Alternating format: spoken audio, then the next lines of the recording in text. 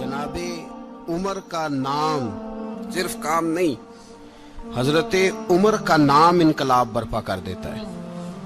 हजरत उमर का नाम कुफर के ऐवानों में, जबर, जुल्म, शिर्क की वादियों में जब हजरत उमर का नाम भी लिया जाए तो बेईमान कांपना शुरू हो जाते हैं। हजरत उमर फारूक रदी अल्लाह ताला अन्हु। हजरत उमर मामूली शख्स नहीं,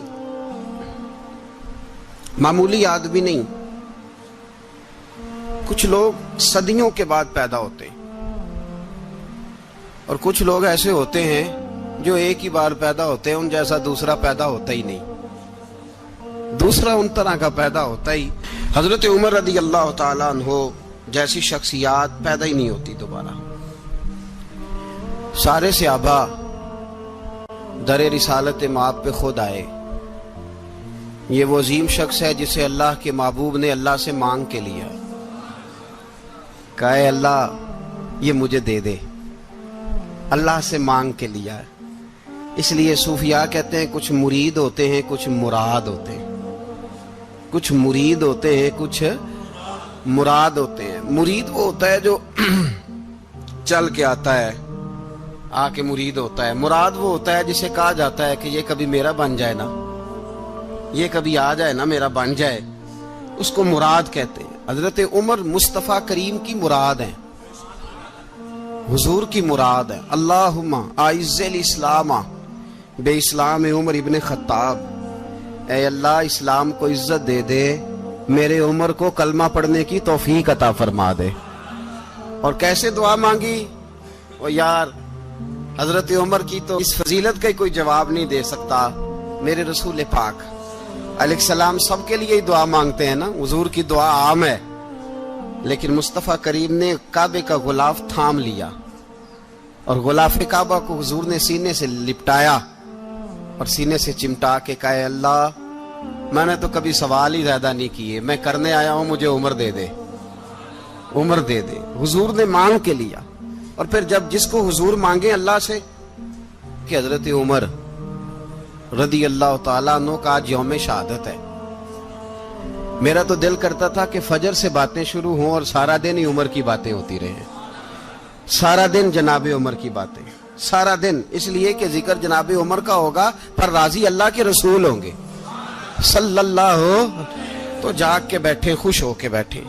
हमारे यहाँ मनाया ही नहीं जाता। बाबे अल्लाह की सावन भादरों असू कता ते मुंडे जनवरी फरवरी। तो इस्लामी साल भी गया और वो तारीखें भी सारी गईं। यकम मुहर्रम उम्मत मुस्लिमा के लिए बहुत बड़ा दिन है, बहुत बड़ा दिन। ये शहादत है हजरत उमर फारूक की रदी अल्लाह ताला। यहाँ छोटी छोटी बातों पे गवर्नमेंट छुट्टी करती फिरती है, छोटी छोटी बातों। इलेक्शन हो गया तो छुट्टी, फलां जगह पे थोड़ा सा किसी ने खबर दे दी कि कोई परेशानी है तो छुट्टी, फलां जगह ये हो गया तो छुट्टी।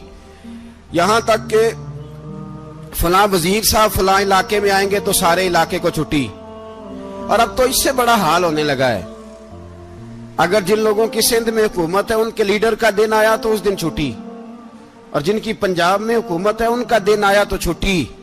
हमारा मुतालबा है हुकूमत पाकिस्तान से, अगर सर उठा के जीना चाहते हो तो यकम मुहर्रम को छुट्टी किया करो। अगर सर उठा के जीना चाहते हो तो यकम मुहर्रम को छुट्टी करो जनाब उमर के दिन। और मिल्लत के जवानों को बताओ कि अगर इज्जत की जिंदगी जीना चाहते हो तो उस तरह जियो जिस तरह फारूक आजम जी के गए। इज्जत और वकार की जिंदगी, जमहूरियत हजरत उमर से सीखनी पड़ेगी। हुकूमत करने के तरीके हजरत उमर से। रियाया को सीखना पड़ेगा कि अमीर किस तरह बनाया जाता है और अमीर किस तरह के होते हैं। यहाँ लोग हमें यूरोप की मिसालें देते हैं, लोग यहाँ हमें आकर के अमेरिका की मिसालें, उन्हें क्या पता हुकूमत क्या होती है। वो कहते हैं जी वो साइकिल पे जाता है उनका हुक्मरान। मैंने कहा वो साइकिल पे जाता है? मेरे उमर फारूक मदीने से मक्के गए थे तो पैदल ही हज करने चले गए, पैदल ही। और जनाब उमर फारूक रदी अल्लाह ताला अन्हु ईद की नमाज पढ़ाने गए। ईद की नमाज उमर खुतबा ईद देने गए। और इस जमाने में कौन सा गरीब है जो नंगे पांव जाता हो کون سا غریب ہے جو مسجد ننگے پاؤں جاتا ہو؟ لوگوں نے تو 3 قسم کی چپلیں رکھی ہوئی ہیں. ایک مسجد جانے کی علیحدہ ہے، گھر پہننے کی علیحدہ ہے، شادی بیاہ پہ جانے کی چپل علیحدہ ہے. حضرت عمر فاروق رضی اللہ تعالیٰ عنہ نکلے عید کا خطبہ دینے کے لیے تو بیوی سے کہنے لگے جوتا. اس نے کہا صاحب اتنی دفعہ ٹوٹا ہے، اب گانٹھا نہیں جا سکتا، اتنی دفعہ ٹوٹا ہے کہ اب دوبارہ پیمند نہیں لگ سکتے. تو حضرت عمر کہنے لگے چل کوئی حرج نہیں، بغیر جوتے کے ننگے پیر ہی چلتے ہیں، کوئی حرج نہیں. تو کہنے لگے لوگ کیا کہیں گے؟ فرمایا چپ کر. لوگ جس دن عمر نے یہ دیکھ لیا نا لوگ اس کے بارے میں کیا کہتے ہیں، اس دن عمر نہیں رہے گا. تو کہا پھر آپ کا نظریہ کیا ہے؟ فرمایا میرا نظریہ یہ ہے کہ رب رسول میرے بارے میں کیا کہتے ہیں. لوگوں کا کیا ہے؟ لوگ کل کسی کے بارے میں کچھ کہتے ہیں اور پرسوں کچھ کہتے ہیں. میرا نظریہ یہ ہے کہ رب رسول میرے بارے میں ننگے پیر عمر جا رہے ہیں. کون جی؟ میں بڑا ماڑا. اچھا جناب کیا غربت ہے؟ 10 قسم کے جوڑے لٹکے ہوئے ہیں کمرے میں اور پہننے کی فرصت نہیں. سویرے کیا پہننا ہے، شام کیا پہننا ہے، 15 سوٹ کٹھے استری ہو کے لانڈری والا بھیج رہا ہے. اور تو غریب ہے، تو بہت بڑا غریب ہے. اس لیے کہ غربت پیسوں کی وجہ سے نہیں ہوتی، غربت تو دل کی ہوتی ہے. تو واقعی بڑا غریب ہے اور تو غریب ہی رہے گا. امیر تو عمر فاروق تھے جو ننگے پاؤں چلے گئے عید کی نماز پڑھانے. تو رستے میں جو ملا کہنے لگا عمر جوتا تو پہن لو. فرمایا تمہیں عمر کا جوتا نہ پہننے کا نقص تو نظر آیا ہے، کوئی حرج نہیں. اگر عمر کو کبھی بتانا ہوا تو وہ والا نقص بتانا جو عمر کی سیرت میں پیدا ہو، کردار میں پیدا ہو، وہ والا نقص بتانا. یہ چھوڑو جوتے آتے جاتے رہتے. ننگے پاؤں گئے، پاؤں دھوئے، نماز پڑھائی، لوٹ آئے. او بھائی یہاں تو ہمارا بناؤ سنگار اترنا، جتنی توجہ کپڑوں کی طرف ہے اتنی توجہ کبھی ہماری علم کی طرف ہوتی نا، جتنا ذوق شوق ہمارا بناؤ سنگار کی جانب ہے، اتنا بناؤ سنگار کبھی ہمارا اخلاقیات کی جانب ہوتا تو معاملات بڑی حد تک سنورے ہوئے ہوتے. حضرت سیدنا فاروق اعظم رضی اللہ تعالی اپنی زندگی کو ترتیب دیا. ایک دن بھی خلافت نہیں مانگی اللہ سے. حضرت عوف بن مالک اشجعی ایک صحابی ہیں. حضرت عوف بن مالک رضی اللہ تعالیٰ عنہ فرماتے ہیں کہ جناب ابو بکر صدیق کا زمانہ تھا تو میں نے خواب دیکھا. میں نے خواب میں جناب عمر کو دیکھا اور میں نے دیکھا کہ کوئی کہنے والا کہہ رہا ہے کہ عمر وہ ہے کہ اللہ کے رستے میں کوئی اسے جتنا مرضی برا بھلا کہے یہ پرواہ نہیں کرتا. کس کے رستے میں؟ بولے سارے. اس کا مطلب ہے اللہ کے رستے میں لوگ برا بھلا بھی. قرآن مجید نے کہا وَلَا يَخَافُونَ لَوْمَةَ لَائِمٍ. کچھ لوگ ایسے ہیں جو برا بھلا کہنے والوں کی پرواہ نہیں کرتے. آپ یقین کریں اگر پرواہ شروع ہو جائے نا تو دین کا کام ختم ہو جائے. نہ کوئی تقریر کرے، نہ کوئی تدریس کرے، نہ کوئی پیری مریدی کرے، ختم ہو جائے اگر باتوں کی پرواہ ہو. لیکن وہ پرواہ. حضرت عوف بن مالک اشجعی کہتے ہیں میں نے خواب میں دیکھا کہ عمر وہ ہے جو کسی کی پرواہ، اور دوسری بات میں نے یہ دیکھی کہ عمر خلیفہ بنے گا، اور تیسری بات میں نے خواب میں یہ دیکھی کہ عمر شہید بھی کیا جائے گا، عمر شہید بھی ہوگا. یہ میں نے 3 باتیں خواب میں دیکھی. فرماتے ہیں میں نے آ کے خواب حضرت ابو بکر صدیق کو سنائی. وہ خلیفہ تھے. وہ کہنے لگے ٹھہر جا، میں عمر کو بلاتا ہوں، اس کے سامنے دوبارہ سنانا. اس کے سامنے. فرماتے ہیں میں نے بلایا حضرت عمر فاروق کو، آ کے بیٹھے. خواب شروع ہوا. کہ ایک بات تو میں نے یہ دیکھی کہ آپ ملامت کرنے والے کی پرواہ نہیں کرتے. دوسرا آپ خلیفہ بنے گے. جناب عمر کہنے لگے چپ کر، ابو بکر کے سامنے ہی کہہ رہا ہے، چپ کر، خلیفہ کے سامنے ہی کہہ رہا ہے. تو حضرت ابو بکر صدیق کہنے لگے عمر اسے کہنے دو، مجھے لگتا ہے رب کی رضا یہی ہے کہ میرے بعد اگر مصطفیٰ کا منبر ملے تو عمر کو ملے. اسے کہنے دو. یار یہاں تو لوگ ڈینگے مارتے ہیں، یہاں تو لوگ دعوے کرتے ہیں میرے سامنے فلانے کو بھی بٹھاؤ، فلانے کو بھی بٹھاؤ، اس کو کیا پتا، اس کو کیا پتا. یہ تو بڑکے مارنے کا دور ہے. حضرت عمر رضی اللہ تعالیٰ عنہ کو تیسری بات کہی. حضرت عوف بن مالک نے کہا آپ شہید کیے جائیں گے، میں نے خواب دیکھی ہے. نیک لوگوں کے خواب بڑی حد تک سچے ہوتے ہیں. کہا میں نے خواب دیکھی ہے. تو حضرت عمر کہنے لگے شہید تو دلیر لوگ ہوتے ہیں، شہید تو دلیر، جسے سارا زمانہ دلیر کہہ رہا ہے وہ اپنے بارے میں کیا کہہ رہے ہیں. کہتے ہیں شہید تو بتلے، میں تو کاہل سا آدمی ہوں، سست آدمی ہوں، میں تو اتنا کام ہی نہیں کرتا، تو یہ خواب تو نے جو دیکھا ہے نا پھر سے دیکھنا۔ تو ابو بکر صدیق فرمانے لگے عاجزی نہ کر، انکساری نہ کر، تو جو کہہ رہا ہے ٹھیک کہہ رہا ہے، لیکن مجھے سن کے شکر بھی ہوا ہے اور افسوس بھی ہوا ہے۔ افسوس اس بات کا کہ تیرے جیسا بتلے عظیم چلا جائے گا، اور شکر اس بات کا کہ رب تجھے زندگی بھی اعزاز والی دے گا، اور شہادت کی موت دے کے اللہ تجھے موت بھی عزت والی عطا فرمائے گا۔ اللہ موت بھی تجھے عزت والی دے گا، تجھے کاہلوں جیسی موت اللہ۔ حضرت فاروق اعظم رضی اللہ، او بھائی یہاں تو اس زمانے کا سب سے بڑا مسئلہ پروٹوکول ہے۔ لوگوں کو پتا ہوتا ہے کامل پیر ہے، کامل مرشد ہے، لوگ نہیں جاتے۔ میں کسی کا مرید ہو جاؤں، میرا پروٹوکول کدھر گیا؟ پتا ہوتا ہے یہ کامل استاد ہے، میں اس کے پاس بیٹھوں گا تو میری تربیت کرے گا، لیکن لوگ شاگرد نہیں بنتے۔ میں کدھر گئی؟ یہ جو پروٹوکول کی مصیبت ہے نا، اس نے بڑے بڑے لوگ زیرو کر دیے، بڑے بڑے لوگ۔ اور یہ مت سمجھے کہ آپ کا وزیر اعظم پروٹوکول لیتا ہے یا آپ کا صدر پروٹوکول، وزراء، ایسی کوئی بات نہیں۔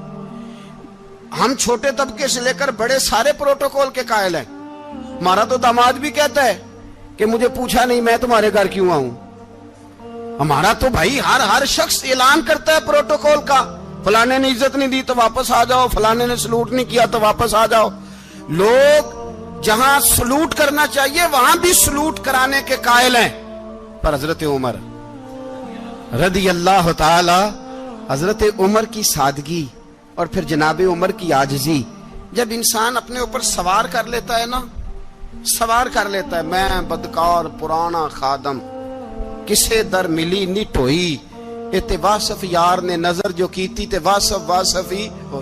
میں اکثر سوچتا ہوں حضور نے جہاں بھی کہا نا، فرمایا میرے بعد نبی ہوتے تو خطاب کے بیٹے عمر ہوتے۔ حضور نے فرمایا عمر جس رستے سے جاتا ہے شیطان وہ رستہ بدل جاتا ہے۔ نبی پاک صلی اللہ علیہ وسلم نے فرمایا میرا عمر وہ ہے کہ اس کی زبان پر حق جاری ہے۔ حضور علیہ السلام نے فرمایا 950 سال حضرت جبریل میرے عمر کی شان بیان کریں تو ان کی عظمت ختم نہیں ہوتی۔ 950 سال جبریل عظمت بیان کرے تو ختم نہیں ہوتی۔ یہ بات ہے حضرت عمر کی، اور فرمایا عمر ابو بکر کی نیکیوں میں سے ایک نیکی ہے، یہ شان ہے اب عمر فاروق رضی اللہ تعالیٰ عنہ کی۔ حضور نے فرمایا میرے بعد نبی ہوتے تو عمر ہوتے، جس گلی سے عمر آئے شیطان رستہ بدل جائے۔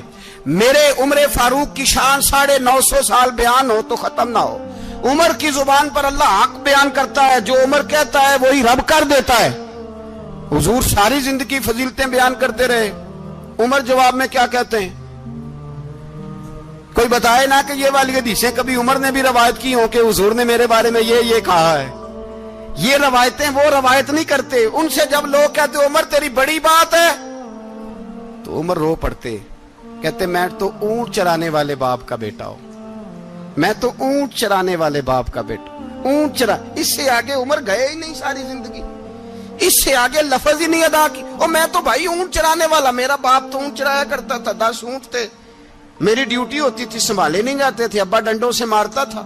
ساری زندگی عمر حج کرنے گئے، ایک خشک تنا کھجور کا عمر فاروق رضی اللہ تعالیٰ عنہ نے اس کو اپنے کلاوے میں لیا، رونے لگے۔ لوگوں نے کہا عمر کیا ہوا؟ فرمانے لگے یہاں میں اونٹ چرایا کرتا تھا، یہاں میں اونٹ چراتا تھا، 10 اونٹ سنبھالے نہیں جاتے تھے۔ دیکھو رسول اللہ کی شان، آج ساری امت چلانے کا طریقہ عطا فرما دیا ہے، ساری نظریے سے پیار۔ یار پیسہ کس کو برا لگتا ہے؟ آپ جس آدمی کی 50 کروڑ کی پراپرٹی ہے اس کو پوچھیں سب سے غریب، آپ کو وہی نظر آئے گا۔ وہ کہے گا میں ٹائٹ ہوں، حالات بڑے۔ میں کئی باری پوچھے انہوں نے، میں کہتا ترجمہ بھی 10 چھڑوں کی، ہمیں تو سمجھ نہیں آتی، اور ٹائٹ حالات کون سے ہوتے ہیں جی؟ جس آدمی کا کروڑوں میں کاروبار ہے نا، اس کو آپ چھیڑے وہ رونے لگ جائے گا، رونے۔ تو کئی میں نے ایسے دیکھے ہیں کرائے کا مکان ہے، ان سے پوچھے صاحب کیا حال ہے، تو کہتے ہیں جتنی اللہ نے شان والی زندگی ہمیں عطا کی ہے کسی کو نہیں دی ہوئی۔ اس کا مطلب ہے خوشی بھی یہی ہے اور غم بھی یہی ہے، اندر سے خوشی ہے، اندر سے ہی۔ تو نے اگر راضی رہنا ہے تو ادھر سے رہنا ہے، ناراض رہنا ہے تو بس اپنے آپ کو خوش رکھے گا تو ہو جائے گا۔ سارے صحابہ مل کے آئے، کہنے لگے عمر فاروق سے کہنا ہے نبی پاک کے زمانے میں تو ظاہراً غربت تھی، ابو بکر کے دور میں بھی غربت تھی، اب تو بڑا محال ہے، عمر سے سفارش کرو کہ عمر نیا کرتا پہنا کرے۔ ملکوں کے سفیر آتے، عمر وہی پھٹی پرانی چادر اوڑھ کے اور وہی کئی جگہ پہ پیوند لگے سوٹ پہن کے سفیروں کے سامنے بیٹھ جاتا ہے۔ عمر کو مشورہ دو، طے ہو گئی بات۔ سب نے جب مشورہ دے لیا تو سارے کہنے لگے یہ بتاؤ شیر کی مونچھ کو ہاتھ کون لگائے گا؟ کہنا کس نے ہے؟ بندہ بھی تو ڈھونڈو نا۔ نے کہا جناب میرا یہ خیال ہے کہ مولا علی شیر خدا کہیں گے، کیونکہ جس شخص کی عمر کو سب سے زیادہ حیا کرتے دیکھا وہ شیر خدا مولا علی ہے رضی اللہ تعالی علی کہیں گے، اس لیے کہ جناب علی تو کئی دفعہ جب گفتگو کرتے تھے تو حضرت عمر چپ کر جاتے تھے اور فرماتے تھے علی نہ ہوتا تو میں ہلاک ہو جاتا۔ تو کہا علی سے کہو۔ جناب علی شیر خدا کو بلایا، کس کام کے لیے؟ جی اللہ اکبر۔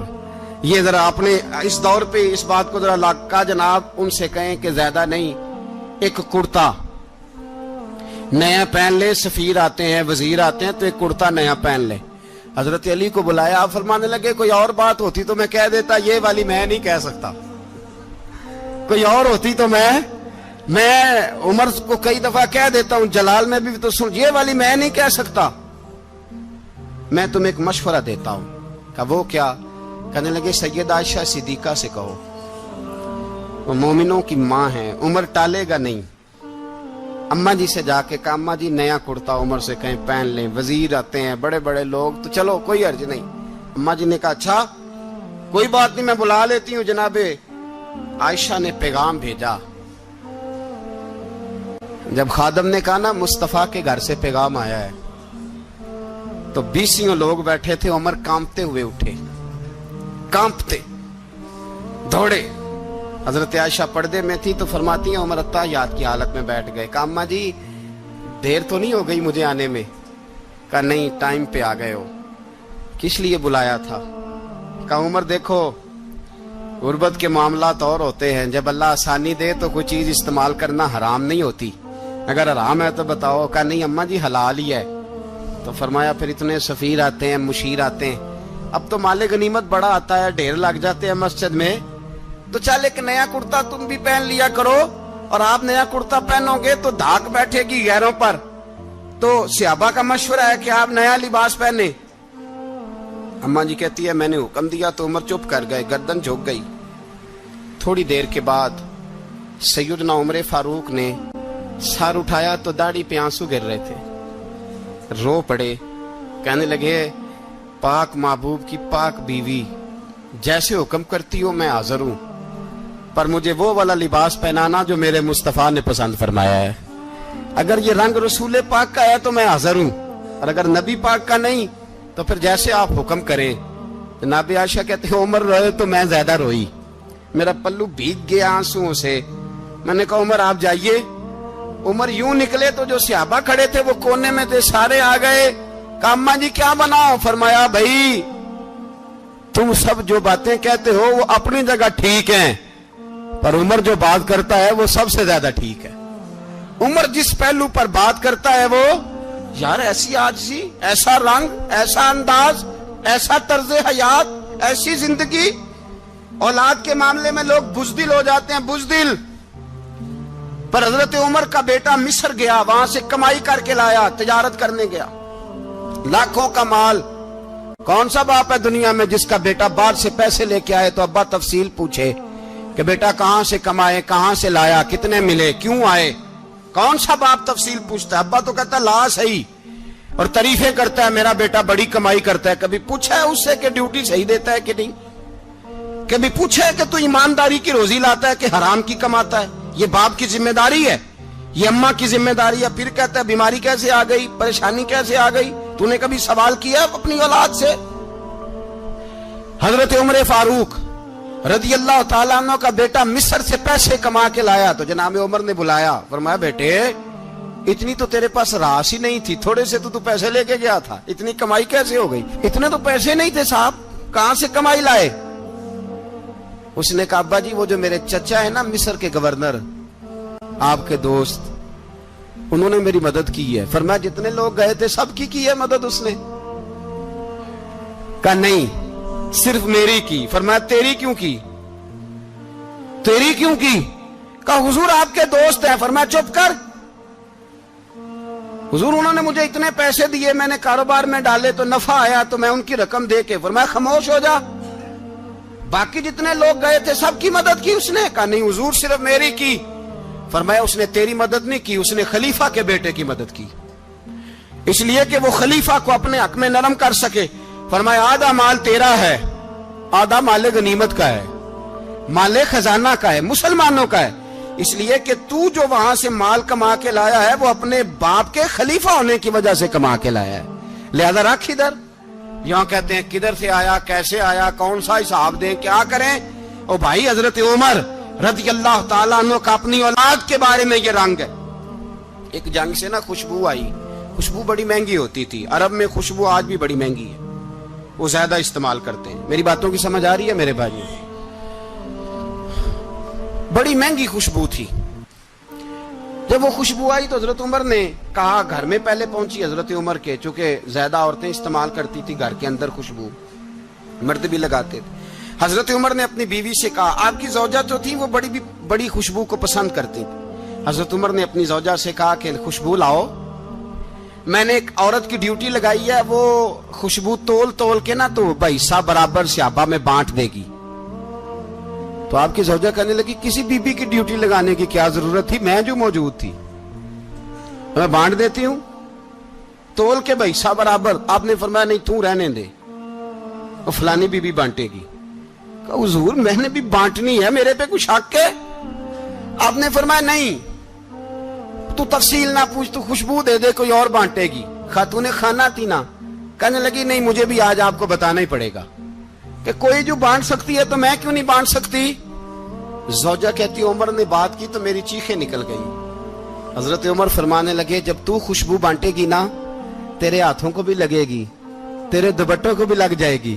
اگر رب کریم نے مجھ سے سوال پوچھا کہ عمر خوشبو تو مسلمانوں کی تھی, تیری بیوی کے دوپٹے کو کیوں لگ گئی, تو میں اللہ کے حضور کیا جواب دوں گا؟ اگر اللہ نے یہ سوال کیا کہ تیری بیوی نے کیوں لگائی, وہ تو حصہ تھا مسلمانوں کا, تو نے تیری بیوی نے کیوں لگائی؟ تو فرمایا میں نہیں چاہتا کہ اللہ کے حضور مجھے اور تجھے باز پرس ہو, لہذا کسی اور کو بانٹنے دے. زوجہ روئی اور تڑپ کے کہنے لگی عمر مجھے لگتا ہے صبح قیامت بھی تیری بیوی ہونے کی وجہ سے اللہ مجھے جنت عطا فرما دے گا, تیری زوجہ ہونے کی برکت سے. بھائی یہ معیار رکھا, خدا کی قسم ایسا شخص تاریخ میں دوبارہ نہیں آیا. اتنا بڑا آدمی, اتنا بڑا شخص, اتنا بڑا آدمی, اور پھر رنگ یہ ہے کہ عمر 22 لاکھ مربع میل کا حکمران, 22 لاکھ, اور کھجور کے درخت کے نیچے مٹی کا ڈھیلا لے کے سو گئے ہیں, پرواہ کوئی نہیں, کوئی مسئلہ ہی نہیں.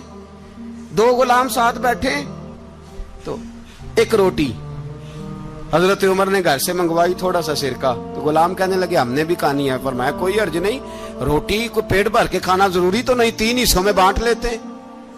ایک آدمی آیا ہوا تھا مصر کا رہنے والا ملنے کے لیے, اس نے پوچھا عمر کدھر ہیں, تو کہا وہ ادھر جاؤ مسجد میں بیٹھے ہوں گے. اور واپس آیا تو کہنے لگا وہاں تو 3 غلام بیٹھے ہیں, ایک روٹی بانٹ کے کھا رہے ہیں, لگتا ہے کئی دنوں سے روٹی نہیں ملی. کہا 3 غلام تو کوئی نہیں, وہاں 2 ہی تھے, تیسرے تو امیر المومنین تھے. اس نے کہا نہیں 3 غلام ہیں, کپڑے بھی ایک طرح کے پہنے ہوئے, بلکہ 2 کے تو پھر صحیح ہیں, تیسرے کے تو زیادہ ماڑے ہیں. کپڑے بھی ایک طرح کے, کھانا پینا بھی ایک طرح کا, اور ان کا نشست برخاست بھی ایک طرح کی ہے, لہذا کوئی فرق نہیں. حضرت ابو ہریرہ کہتے ہیں میں لے کے آیا, اور جناب عمر کو جب میں نے کچی زمین میں تامت سمیٹ بیٹھے دیکھا تو میں رو پڑا. میں نے اس مصر سے آنے والے کو کہا تو اس کے جلوے دیکھ, اگر اس کی ذات میں اتنا حسن ہے تو محمد عربی کا مقام کیا ہوگا. یہ مقام غور ہے, مقام غور. 10 محرم کو لوگ دیگے پکائیں گے نا, نہیں پکانی ہے, کوئی بول دے نہیں, ہاں نہ نہیں کر دے, پروگرام بدلیا تو نہیں دی عید کی کہ وہی کام شروع ہوا ہے لات ٹائٹ ہونے والا. کیوں جی پکنی ہے نا, دیکھیں 10 محرم کو انشاءاللہ تعالی ہم بھی پکائیں گے, انشاءاللہ یہاں بھی پروگرام ہوگا. تو 10 محرم کو جو دیگ پکنی ہے تو ایسا نہیں ہو سکتا کہ 1 محرم کو حضرت عمر کے نام کی بھی کوئی پک جائے. اگر امام حسن حسین کے نام کی دیگیں پکے تو جو امام حسن حسین کے سے پیار کرنے والے ہیں، جو امام حسن حسین سے، ہم لوگوں نے بھی عجیب رٹا اپنایا ہے نا، ہم لوگ بات کا ایک پہلو دیکھتے ہیں دوسرا نہیں دیکھتے۔ حضرت امام حسن اور حسین کو بھی نبی پاک نے شہید کہا، اور جناب عمر کو بھی رسول اللہ نے خود شہید فرمایا، فرمایا شہید ہے، خود فرمایا اپنی زبان سے کہ یہ شہید ہے، خود میرا عمر شہید ہے۔ تو ان کے نام کی دیگ نہیں پکنی چاہیے، اس طرف نہیں ہماری توجہ ہونی چاہیے۔ اور اہل بیت نبوی، یہ بات میں پہلے بھی کرتا ہوں، آج پھر کرنا ضروری سمجھتا ہوں، اہل بیت کا پیار، سن لو کان کھول کے، اہل بیت کا پیار اگر ہمیں کسی نے سکھایا ہے تو سیدنا عمر فاروق نے سکھایا ہے۔ اہل بیت نبوت کی محبت اگر کسی نے سکھائی ہے تو کس نے سکھائی ہے؟ بول کے بتائیے، حضرت عمر نے۔ اہل بیت کا پیار ہمیں حضرت عمر نے بول کر کے سکھایا ہے۔ بھائی یاد رکھیں، کسی کی طاقت نہیں تھی دم مارنے کی حضرت عمر کے سامنے، طاقت ہی نہیں تھی، کیسر و کسرا کانپ جاتے تھے، جرأت ہی نہیں کرتے تھے حضرت۔ اور ہمارے تو تعلقات بڑے ہیں نا غیروں سے۔ حضرت ابو موسیٰ اشعری رضی اللہ تعالیٰ عنہ فرماتے ہیں میرا منشی سائی تھا، وہ کاتب کہتے تھے وہ لوگ، میرا حساب کتاب عیسائی تھا۔ تو فرماتے ہیں ایک دن میں نے وہ سارا حساب کتاب لین دین کے حضرت عمر کو دکھائے تو فرمانے لگے جس نے لکھے ہیں اس کو بلاؤ۔ کہنے لگے وہ ضرور مسجد نہیں آ سکتا۔ کیوں نہیں آ سکتا؟ کہنے لگے وہ عیسائی ہے۔ کہتے ہیں حضرت عمر جلال میں آ گئے۔ آپ فرمانے لگے جنہیں رب دور کرتا ہے تم کیوں قریب کرتے ہو؟ جنہیں اللہ دور کرتا ہے۔ فرمایا تم غیروں کو اگر عہدے دو گے تو اپنوں کا کیا بنے گا؟ اگر تم غیروں کو عہدے دو گے تو اپنوں کا۔ یہ سوچ ہے جو آج برما کے مسلمانوں کے لیے بھی ضروری ہے۔ کہا اگر تم غیروں کو عہدے دو گے تو اپنوں کا۔ ہم نے غیروں کو عہدے دیے تو دیکھا نا اپنے کس طرح کاٹے جا رہے ہیں۔ غیروں کو جو عہدے دے دیے، یرانے سارے غیروں سے روز دعویٰ ہوتا ہے چین ہمارا سجن ہے، چین ہمارا دوست ہے۔ او بھائی دوست ہے تو اس سے کہو نا کہ برما تو تمہاری ایک چھوٹی سی ریاست ہے، چین کے بغیر تو وہ سانس بھی نہیں لے سکتا، اس کو کہو نا اس حکومت پہ دباؤ ڈالے۔ لیکن ہم لوگوں نے غیروں کو عہدے دیے تو اپنے پس گئے۔ حضرت عمر کہتے تھے ذمی کا ہم ادب کریں گے، ذمی کافر کا ہم، ایسا کافر جو مسلمان ریاست کو قبول کرے، بدامنی نہ پھیلائے۔ ایک آدمی کو آپ نے دیکھا آنکھوں سے نابینا ہے اور بھیک مانگ رہا ہے، تو حضرت عمر کو نظر آ گیا، فرمایا کون ہو؟ اس نے کہا میں یہودی ہوں۔ فرمایا بھیک کیوں مانگتے ہو؟ کہا جب تک تندرست تھا مسلمانوں کو جزیہ دیتا تھا، بوڑھا ہو گیا ہوں کیا کروں؟ حضرت عمر نے گھوڑے کی پشت پہ بٹھایا، کافر کو گھوڑے کی پشت پہ بٹھایا اور بٹھا کے مدینے لائے۔ حضرت علی شیر خدا وزیر خزانہ تھے، فرمایا علی اس کا وظیفہ جاری کرو۔ کہا یہ کون ہے؟ فرمایا یہ یہودی ہے لیکن یہ ہمیں جزیہ دیتا رہا، بوڑھا ہو گیا بیچارہ، بھیک مانگنے پہ مجبور ہے، ہماری حکومت کے اندر رہتا ہے، اس کا پورا وظیفہ جتنا خرچہ اتنا وظیفہ لگاؤ۔ حضرت علی کہتے ہیں میں وظیفہ لگا رہا تھا اور وہ میرے نبی کا کلمہ پڑھ رہا تھا، وہ رسول اللہ کا کلمہ پڑھ رہا تھا۔ یہ مزاج، یہ نہیں کہ کافر۔ حضرت عمر نے گورنروں کو خط لکھے تھے کہ زبردستی کسی کو مسلمان نہیں کرنا، جہاں ان کی عبادت گاہیں بنی ہو گرانی نہیں، کوئی مندر کوئی گرجا ضائع نہیں کرنا۔ اسلام سب کو جینے کا موقع دیتا ہے، پر بے ایمانو ظالمو بدذاتو تمہیں یہ کہتا ہے کہ ہم تمہیں جینے کا موقع دیتے، تم بھی مسلمانوں کو جینے کا موقع دو۔ یہ جہاں بستے ہیں جہاں رہتے ہیں انہیں وہاں جینے کا موقع دو، انہیں بھی اللہ اکبر کہنے کا موقع دو، انہیں بھی قرآن پڑھنے کا موقع دو، انہیں بھی رسول اللہ پر درود پڑھنے کا موقع دو۔ ہمارے ملک میں عیسائی اپنی مرضی سے کھلے عام تبلیغ کرتے ہیں، یہاں تو چینل چلائے ہیں عیسائیوں نے۔ کسی مذہبی جماعت نے کبھی جلوس نکالا ہے کہ عیسائیوں کا چینل بند کرو؟ بولے نکلا ہے کہ نہیں نکلا؟ کتنے ظلم کی بات ہے۔ ہم جب غیر کو اتنا تحفظ دیتے ہیں، اتنا تحفظ دیتے ہیں، ہم نے دیکھا ہے، مجھے بیسیوں لوگوں نے عید پہ ٹیلی فون کیے کہ عیسائیوں کو قربانی کا گوشت دے لیں، مجبور ہیں جی، دروازے پہ آ گئے ہیں، ہمارے کام کاج کرتے ہیں۔ بیسیوں لوگ، عام آدمی کے دل میں ان کا اتنا جذبہ ہے، وہ مسائل کا بیان کرنا ایک علیحدہ بات، لیکن ہمارے دل کافر کے حق میں بھی نرم ہو جاتے ہیں۔ تم کس قدر زیادہ بے ایمان ہو اور کفر کس قدر زیادہ ذلیل ہو گیا ہے کہ مسلمان کے حق میں نرم ہوتا ہی نہیں۔ اور اس سے بڑے ذلیل وہ ہیں جو ان ذلیلوں کے سپورٹر ہیں، وہ کسی عرب ملک کے حکمران ہو یا کسی اور جگہ کے، وہ بڑے ذلیل ہیں جو ان ذلیلوں کے سپورٹر ہیں، جو برما کی بچیوں کے قتل پر اپنی حکومتیں چمکا رہے ہیں، نے شرم نہیں آتی، اس قدر مسلمان تڑپا ہے، لیکن ان بے غیرتوں کو ذرا ہوش نہیں آئی، اور یہ ان کے کماش، ان کے دلال جو ہر جگہ ان کی سپورٹ کر کے اپنی حکومتیں قائم کرتے ہیں، بے ایمانوں کو پتہ نہیں کہ کب ان پر اللہ کا عذاب اترے گا اور کس طرح ان کے پرخشے اڑیں گے۔ تمہیں اپنی ذلت اور رسوائی نظر نہیں آ رہی کہ زمین کس طرح تمہارے لیے تنگ ہو گئی ہے؟ اس سے زیادہ اور تمہاری رسوائی کیا ہوگی؟ ڈرو اللہ سے، اور یہ تو دنیا کا عذاب ہے۔ ان بطش ربک لشدید، میرا رب کہتا ہے قیامت تو قائم ہونے دے، جتنا سخت تیرے رب کی پکڑ ہے اتنی کسی دوسرے کی ہو سکتی، یاد رکھیں۔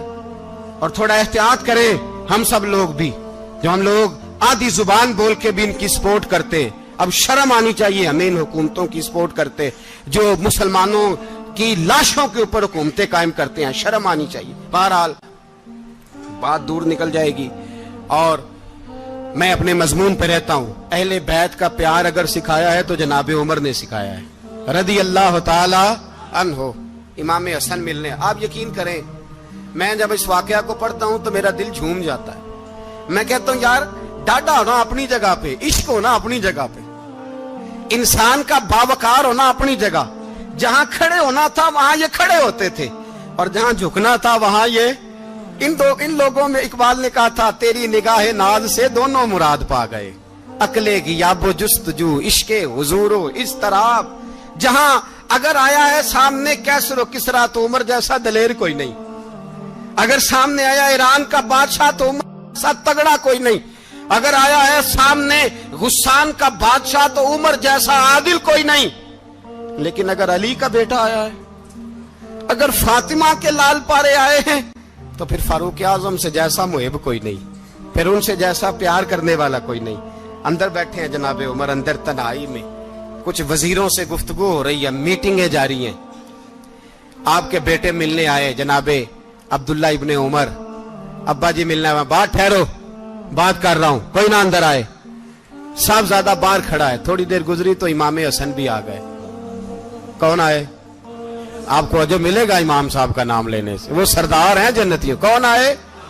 سارے بولیے امام حسن، تیری نسل پاک میں ہے بچہ بچہ نور کا، تو ہے نے نور تیرا سب گھرانہ۔ امام حسن آئے تو حضرت عبداللہ ابن عمر کو دروازے پہ کھڑے دیکھا، کہا امیر المومنین کہاں ہیں؟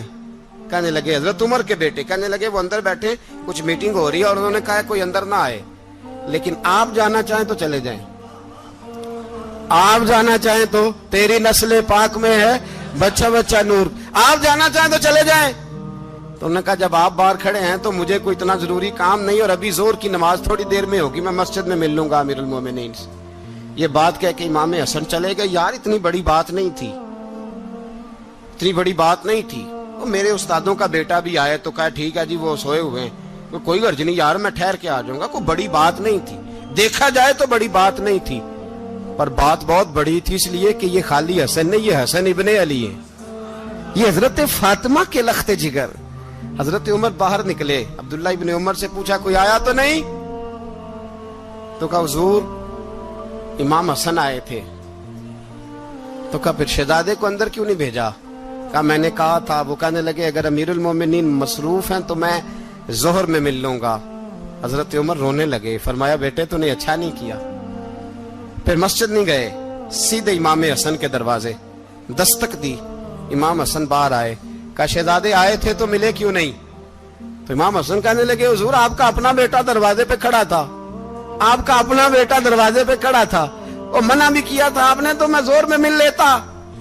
حضرت امام حسن فرماتے جوش جذبات میں جناب عمر نے سر سے پگڑی اتار دی، جوش جذبات میں کہنے لگے حسن میرے بیٹے کا اور آپ کا کیا مقابلہ؟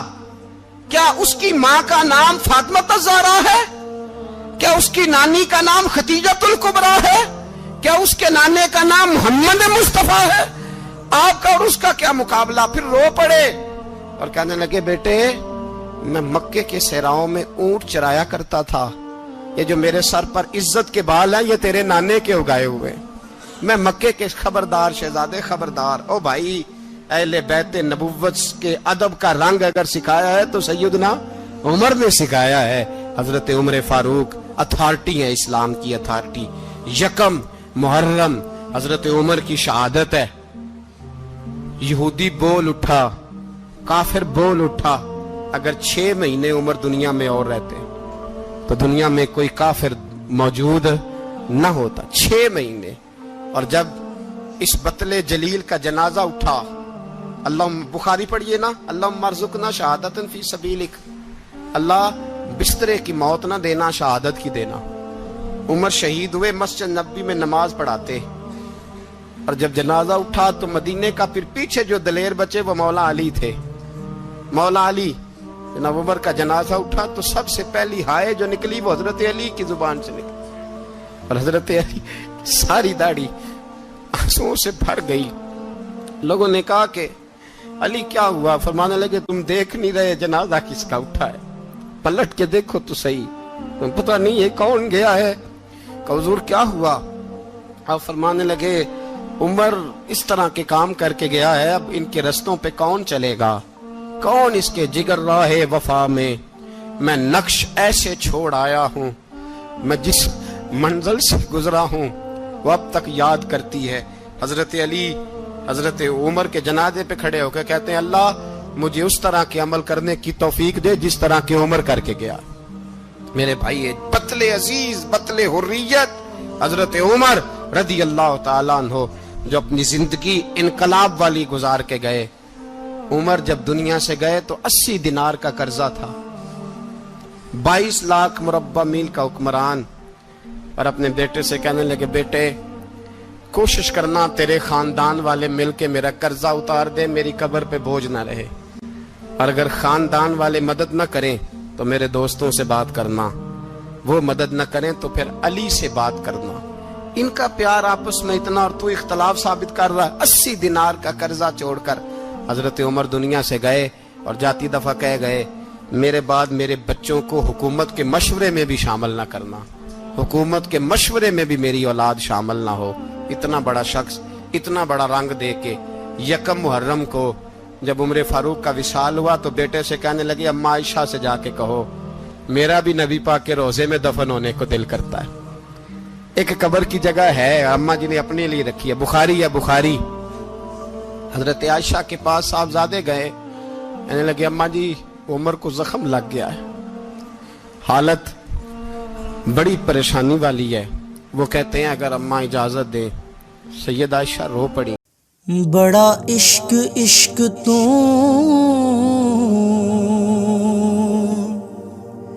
करना